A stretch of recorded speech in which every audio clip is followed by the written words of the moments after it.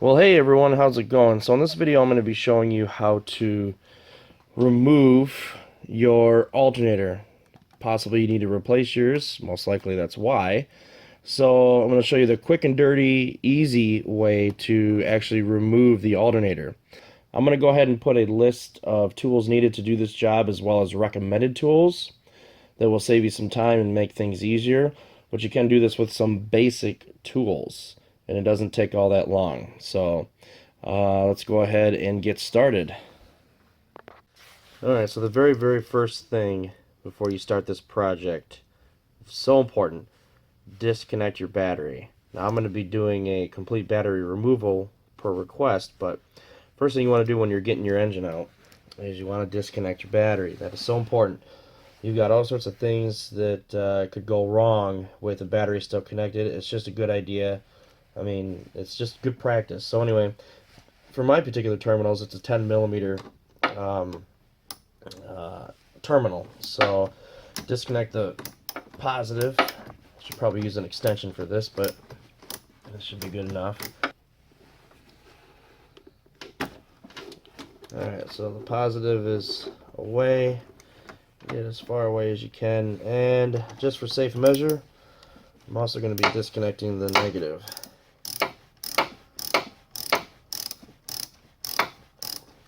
You don't necessarily have to, but I'm doing it because I'm getting rid of the battery anyway, so might as well get all of it out. So, alright, so now the positive and the negative have been disconnected. So now we can move on.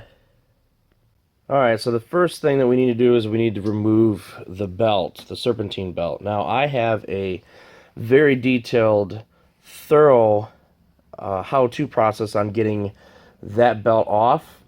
So I will leave a link in the description, but I'm going to give you the quick and dirty. Here's your hose clamp. This is a 3 to 5 inch hose clamp, and I got this at Home Depot for just a couple of bucks. And what I did is I turned it into like this oval here, okay?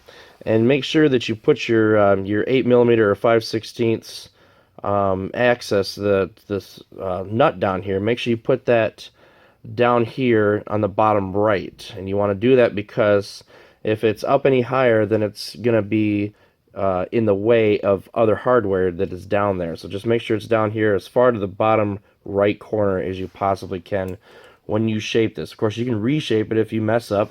You know, it doesn't really matter. It can be reshaped 100 times over if you wanted it to, but this is just how you should do this. So now that this is shaping, we can go ahead and go through the wheel well and get the belt off.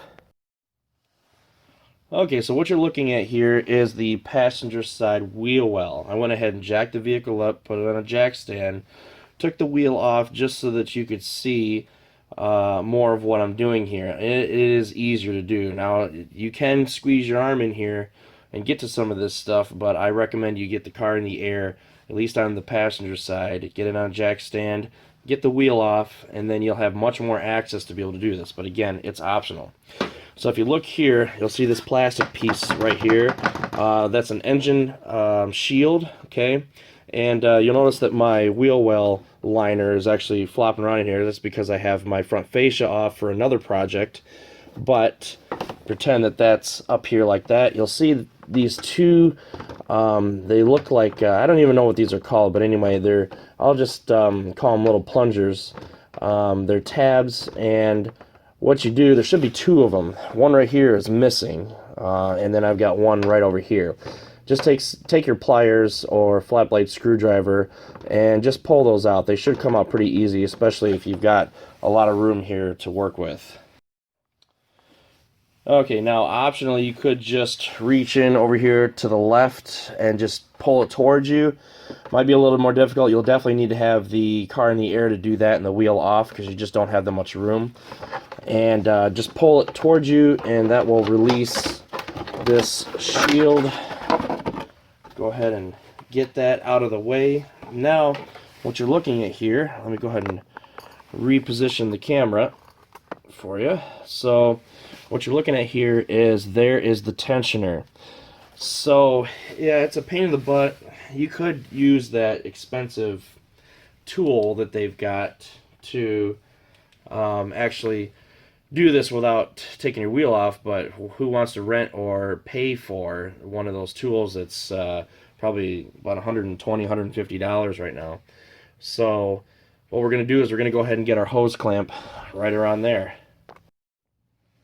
Alright, so hopefully this gives you a better view, but basically what you do is you take your hose clamp and you bring it around the top of the tensioner, then you bring it down to the bottom of the tensioner, and what's very important here is that you make sure this tensioner is completely covered, or the hose clamp is completely around that tensioner, because what happens is when you start to bring the tension down on it, there's an awful lot of force against this hose clamp, and if it slips off and you're down there, that could cause a bad day. So make sure it's on there good, and take your 5/16. I like to use an extension so I can come on from underneath the car, and then just begin to tighten it down. And while you're tightening it down, because it's still going to be loose initially, just make sure you manipulate the belt, or excuse me, the hose clamp. Make sure you manipulate that so that it stays in place. The last thing that you want to do is you want this thing to slip off, so just verify that it's still in place, and it is, and just tighten it down, hand tight, until you can't do that anymore. And then get your ratchet, bring it the rest of the way. So do that until the belt is loose on the alternator, and you can pull the top of the belt away from the alternator. Alright, so with enough tension safely off the belt, we can go ahead and move the belt aside. Now, if you're just replacing the alternator, then make sure you just push it to the side, just enough to get it out of the way, okay? Because you won't want to reroute this belt if you don't have to. So now that the belt is away, we can go ahead and get our 1/2 inch, and we can remove the positive terminal on the end here. This boot just comes off and slides down. This is a 1/2 inch nut on the very end here. Again, make sure that you disconnected your battery. That's very important. And of course, don't lose this. And set that aside. And then what you have here is you have a clip harness right here. On the other side here, what you do is you squeeze it, and then that should come right up. See here on the bottom here, this is just where you just give it a squeeze and pull it. Now that's out of the way. Now we can turn our attention towards the 15 millimeters that are here that actually hold the alternator, the bracket.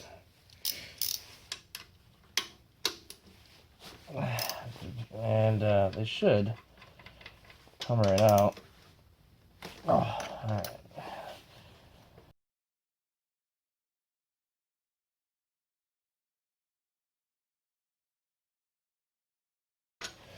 Alright, so the two 15 millimeters are away. Alright, so now you have 15 millimeter that's actually behind here. It's behind the alternator. And you should be able to reach in there from behind. You may need to use a swivel. I'm not going to, but just reach in there. And, you know, there's not much room to work with here, but it's doable for sure.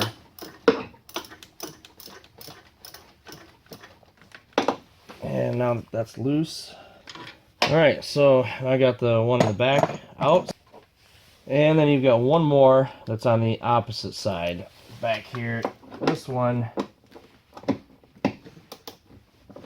definitely a doable once you get the socket on there. It should come right off. Alright, so now that all four of the 15 millimeters are away, we can go ahead and pull the alternator away from the motor. Like so. And there it is. This thing I replaced not too long ago, and it's fine. I just wanted to do a video. I'm pulling my alternator off because I'm going to be pulling the motor out of the vehicle, so Figured I'd do a video while I'm at it. Still looks good. Doesn't look burnt. Doesn't smell burnt. So anyway, the alternator is out, and reinstallation is easy. Just set the alternator back in. Do your rear bolts first if possible, then do your front. Then just plug in your harness, reattach your 1/2 inch to your battery, and then reattach the belt. Hopefully you didn't actually pull the belt entirely off, and you can just bring the belt back around the pulley and then release the tension on the tensioner. Now I will add that releasing the tension on the tensioner is actually easier than getting tension on it. Just make sure you're safe about it. Bring it back nice and easy. And once the tension is completely off and the clamp comes off, get your wheel back on. If you took it off, get the car back on the ground, start it up.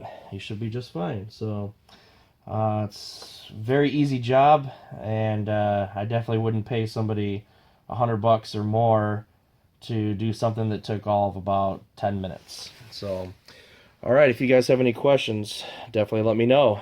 Take care. All right, so I just wanted to add real quick that if your belt just so happens to fall, or you want to change your belt at the same time, I have a very detailed video on removing this belt and getting it back on and showing you how to route the belt. Okay, so check out that video. Just double check to make sure the belt is properly seated on all the pulleys before you start the vehicle. That's very important.